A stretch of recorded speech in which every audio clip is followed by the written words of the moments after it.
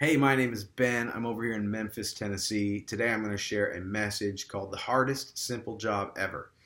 And my audience is any Christian, young, old, new to the faith, been in the faith a long time, because this message deals with a struggle that's at the core of our faith. It's been around forever. In fact, it's a struggle that Adam and Eve had in the Garden of Eden.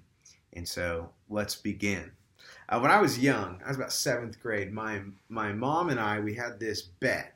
The bet was that if I went 30 days without eating sugar or any sugary item, that she would give me $30. And I thought, my goodness, my mom's crazy. This is the easiest $30 anybody could ever make. And so, of course, I took her up on the bet. Well, about 2 days into it, I realized I had greatly underestimated my addiction to sugar. And it was extremely difficult. What seemed so simple up front became an extremely challenging task. And Galatians 5:16 is pretty similar. You see, at first, when you hear Galatians 5:16, which says, "So I say to you, let the Holy Spirit guide your lives, then you won't be doing what your sinful nature craves." That sounds pretty simple, you know? Follow the Holy Spirit and you won't sin. And give or take a little bit, yeah, that's basically it. But it's a lot more challenging than the verse lets on. Simple, yes. Challenging, yes. And my key idea in this whole sermon, I hope you leave with this one thing. This one thing is this, that the success of our lives rests in our ability to yield ourselves to the Holy Spirit. That our success rests in our ability to yield ourselves to the Holy Spirit. Let's dive right into this. I'm going to be breaking this verse up into three chunks, and I'm going to be kind of unpacking it and through three different points. The first point is this. The New Living Translation says that we are to let the Holy Spirit guide our lives. The word let there suggests that we have to do something in order for the Holy Spirit to guide our lives. We have to let Him. And that's a bigger job than it seems. You know, in order for the Holy Spirit to do what we can't, we must do the one thing that He can't, and that is choose to yield our lives to Him. And I have a 2-year-old son named Maverick, and he's the best ever. He's incredible. And one day, not too long ago, he was trying to get his snacks out of a Ziploc bag, and he was working this bag, and I could see that he was kind of struggling, so I went right up to him. I said, "Hey, Mav, you want to let Daddy help you open that bag?" And he looked at me and he said, "My do it," which in Maverick terms is "step off, Dad, I got this covered." So I did. I just watched him, and then he's struggling some more, and he started to get a little more irritated, and the dad and me just want to help. So I said, "Hey, Mav, can I help you out there?" And he said, "No, my do it." Okay. So at this point, I wasn't going to interrupt again. You know, I'm just watching him, and he's struggling, and he's starting to make grunting sounds, and his face is getting red. He's frustrated. His little fingers are slipping off the bag. And just at his breaking point, I came back in one more time. I said, "Hey, Mav, can Daddy help you?" And he just held the bag up to me, and I popped it right open, and a big smile hit his face. And I thought to myself, man, I could have helped him like 3 minutes ago. And it wasn't that I didn't want to help him. See, I did. My desire to help him was there. It wasn't that I didn't know how to help him. I knew exactly what to do. The one thing standing between me helping my son was his willingness to let me. And I feel like God is like that in our lives. He's constantly there. He is so in tune with our every move. And it's not that He doesn't have the answer. He always does. And it's not that He doesn't know the direction. He always does.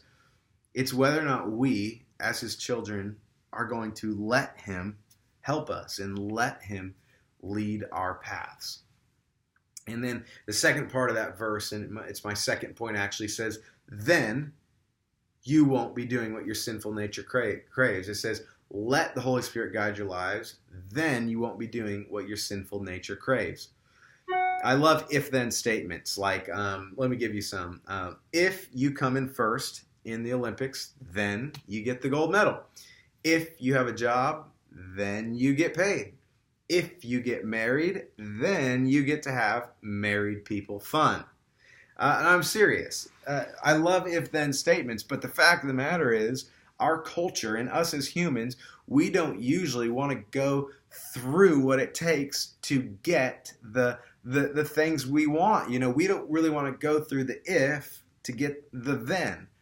My last one was that if you get married, you get to have married people fun. But here's the deal. Our culture doesn't understand that. And I can prove it to you. Statistically, 40.3% of all babies born in the United States are born to single parents. That shows that we as people, we don't want to go through the process of commitment to get the rewards that commitment brings. And our flesh is no other way. See, we often will see a great move of God and we want to be so close to Him, and we know that the thing that separates us from God is sin. And so Galatians 5:16 says that if we are led by the Holy Spirit, then we can live these lives that are free from sin. And guess what? When we are living lives that aren't overcome by sin and brokenness, that means we get to live close and in tune and in relationship with Jesus. And there's no greater thing than that. But oftentimes we look at people and we say, man, I really want a better relationship with God.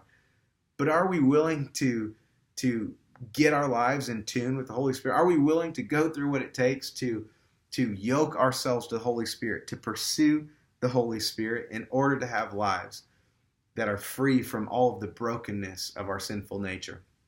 And that brings me to my third point. It says, then you won't be doing what your sinful nature craves. You see, the first part of the verse contrasts us letting God with what happens when we do.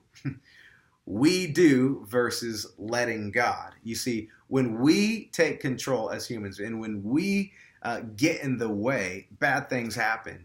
I think of Peter, who's standing there in front of Jesus, and Jesus is talking about how he has to go to the cross for all of mankind. And Peter actually rebukes Jesus and says, no, Jesus, you can't go to the cross. That's crazy. And see, what happens is, in that moment, Peter was trying to process and control the situation with his human mindset. And Jesus said, Peter, you're not seeing with the spiritual eye. You're seeing with your flesh. And Peter actually gets rebuked by Jesus and called Satan. Now let's kind of fast forward after the day of Pentecost and the Holy Spirit just fell. And Peter's standing on the street, and the same tongue that he used to rebuke Jesus, he then uses, controlled by the Holy Spirit, to bring thousands of people to Christ. See, what's the difference? The difference is Peter controlling versus Peter letting God control. And there's no difference in our lives, your life and my life. Great things happen when we let the Spirit of God lead our lives. Terrible things happen when we get in the way and we take control. Since the Garden of Eden, us as mankind, we've had this problem. We struggled with our desire to control. The first man, Adam, who is a representation of us, really, he tried to control his destiny and be like God. And ironically, the result was far from being like God. The second Adam, Jesus, he came to bring us back to what it was like in the garden. He offers us a lifestyle free of anxiety if we trust him, free of worry if we follow him, free of sin if we let him lead us. And that's why Paul encouraged the Galatians and encourages us to let the Holy Spirit lead our lives. And when we do, we don't have to be trapped by the never-ending cycle of frustration and disappointment that is our human way of doing things. So sure, is it difficult? Yes, but it's extremely simple. All we have to do is yield ourselves to Jesus. All we have to do is yield, is to stop doing and simply let God. Well, hopefully this has been encouraging to you, and I appreciate you for listening. Thank you very much.